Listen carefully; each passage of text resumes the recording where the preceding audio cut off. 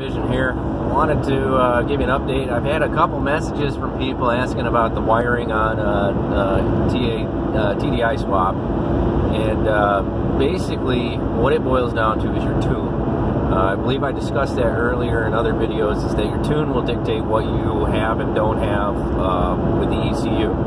Now, when Malone tuned my ECU, they had asked me, what are you going to do with it? You know, what's your purpose, what's your use? So what they did was they deleted the EGR off the ECU, they deleted the brake sensor, which is one that people forget from my understanding to do, and then you have this new circuit you have to add into the system and figure out how to work it, where it's just simpler just to take it completely out.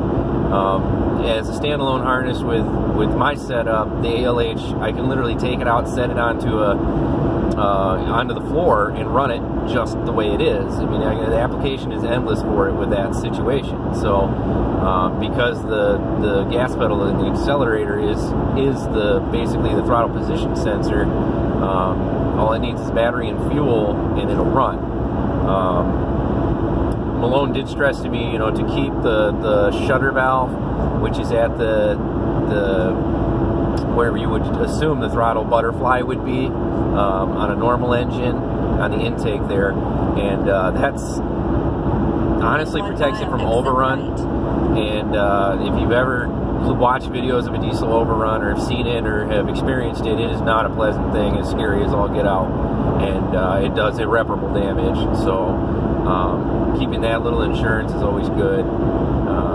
I've heard people stopping it with like a blast of CO2 from a fire extinguisher, you know, but by the time it's overrunning, you've already got issues and stuff's probably already broken. I don't know if there's any coming back from it. So the question that was proposed to me was, how do you read the ECU pins versus the wiring schematic? And it's real simple.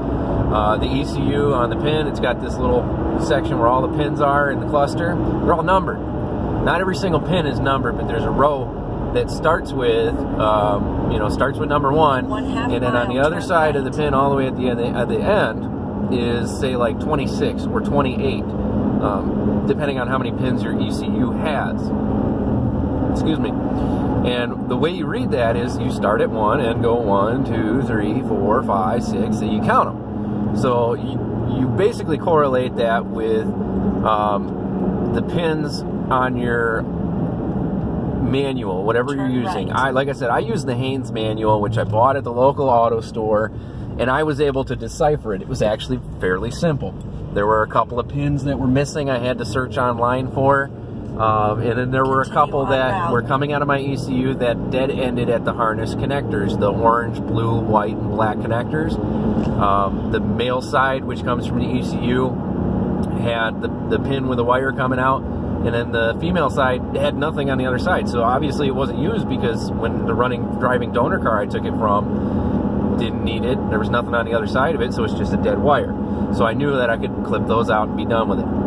So for whatever application you're doing, majority of the wires are going to stay in place, and you honestly can leave all the wires hooked up. You don't even have to strip the harness down if you don't want to. You can just tie off and loom them. You just got to make sure that you separate the original factory loom to fit your application of where you're putting your ECU and then where it needs to run to. So you get a little bit of wiggle room. And if you need, if you run an AC on the unit and you have to run the wires to a different location, they're real easy to solder and splice together. I mean, it's basic electrical. If you know that's the wire that you know, that wiring plug needs to be 3 foot longer, you snip it back 6 inches, strip the ends, add in 3 feet of wire, and you go, you know, blue wire, red wire, white wire, white wire. You tie them together. Real simple. I mean, it's basic. You shouldn't be touching any wiring unless you can at least do that, because that's so simple. It's beyond me how anybody could get that confused. I had to do it on my application with my throttle. The throttle cables where I put my ECU up into the dash there were roughly about a foot short. So cut them all, add in extensions, nothing Nothing wrong with it. Works just fine. Just make sure you solder. Don't ever butt connector when you're talking about doing stuff with the ECU. Solder it, put some shrink wrap on it, and then tape over it. I mean, it's just insurance. It's cheap. I mean, a thing of shrink wrap will cost you like $5. You know, $2 for a thing of electrical, and then, you know, a simple soldering gun with some fluxed solder. You know, you're looking at a maximum of like $50 if you get a really nice soldering iron. Well, I'm sure there's more expensive ones out there, but it's as simple as that. So that was the questions asked for me, and everybody wants is the same thing I did when I started. Was I want it just laid out for me on how to do it. I want pictures of everything that needs to be done. The problem with that is, you know, I complained about it too, but now I understand every application is different. I can give you the pictures of how I ran everything and show you what I clipped on mine, but it may not work for you. You have to deduce what you need and what you don't need, and your tune decides a lot of that. So if you get the Bad Vision tune from Malone, which is a standalone, running on its own, I'm sure they've done them for many other applications. You know, it is what it is. The other two guys that I've helped do their swaps with, you know, they just give them a loan and say, hey, I need the tune that Nick Osterman needs. And it's like, oh, okay, same tune. And then when they ask me a question, I know everything about what I did and what I didn't do, so I can easily help them with that. So there was a gentleman who contacted me. He said he had a 2002 Volkswagen New Beetle. And I told him the same thing, is that is an actual red-headed stepchild for wiring. The wiring was way different on that for some reason. It's the exact same engine, exact same principles and everything, but the wiring colors were all kinds of different colors from, say, the Passat or Jetta TDI of that era. So you're on your own as far as that. You're gonna have to just trace the wires from the ECU to where they go. He said he was putting it into an Isuzu. I don't know anything about Isuzu. You know, I don't know how their wiring works. I know Toyota's is great because it's literally one wire that you hook to the battery with a fuse in it, and it runs the entire chassis. All your turn signals, your controls, your lights, everything. It's all one wire on the Toyota, which is fantastic. One wire from the relay box to the power, and your body's wired. You don't have to worry about anything on that side. If you wanted to have your factory coolant sensor work, all you have to do is take a factory Toyota coolant sensor, get the adapter plug to go to the Volkswagen side, which I think you can get at like Earl's Plumbing or something. It's just two different sizes. I mean, you literally thread tape it and screw it in, and boom, and then you hook your Toyota side one in. Problem solved. You're using a factory Toyota starter, so boom, factory Toyota starter wire, just right on there, and you're done. Nothing to it. Isuzu, I have no idea. So I can't honestly help you with that. I wish I could. But, I mean, I will try and help anybody who contacts me and says, hey, I'm looking to do that, you know, I'm looking to do this. It's great. I love this application.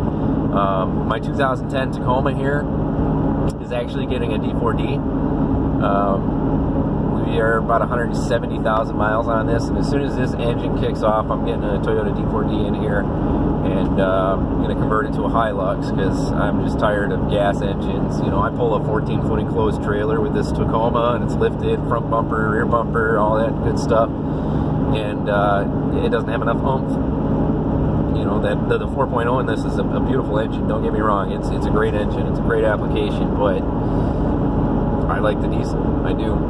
So, anyway, guys, it is literally middle of winter here in Michigan. We've got probably about 3 weeks we've had negative degree temperatures at night and like barely positive during the day. We're talking like 0 degrees Fahrenheit to 8 degrees Fahrenheit. I think it was today. We're at 20. We hit 20 today, and it was a nice day to work outside, but yeah, so I was planning on going over to the storage unit where my 30 is and doing a cold weather start. It's been in there for, God, over a month now of just pure cold weather inside of an unheated warehouse. And I just want to see what it takes to start that. The last time I started it, I had to use the glow plugs for about 5 seconds, and it fired right up without an issue. So look for that video. I'll be getting that put out here soon. And then, you know, for you guys in the cold weather climate, you can decide if this is something you want to do. That reminds me, another question I had was how to do this on an IFS truck. You don't. It's, as far as I know, there's not enough clearance in the member area for the front diff to do this on an IFS truck. Honestly, I wouldn't waste time on it because it's a whole lot of extra energy to put into something that shouldn't get that much attention. I hate IFS trucks. I can't stand them. I understand that you know, these guys who do pre-runners and stuff, you know, that's how they like them, and they can be good, but most factory IFS trucks and IFS suspension systems are terrible. You're replacing ball joints all the time, especially if it's lifted. It's just you're not having a good day. So best thing to do if you plan on doing a diesel swap is get an SAS going first, and the kits are cheap. Front axles are getting pretty rare. I'm holding on to all mine. My original Toyota mini truck front axles, I'm not selling them. I'm holding on to them. They're just so rare around here that I can't even touch it.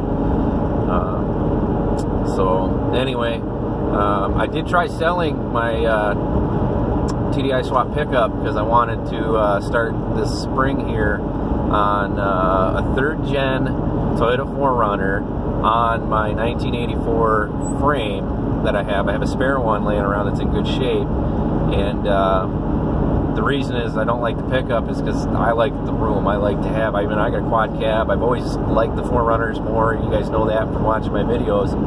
But it is the point where the pickup's annoying to me.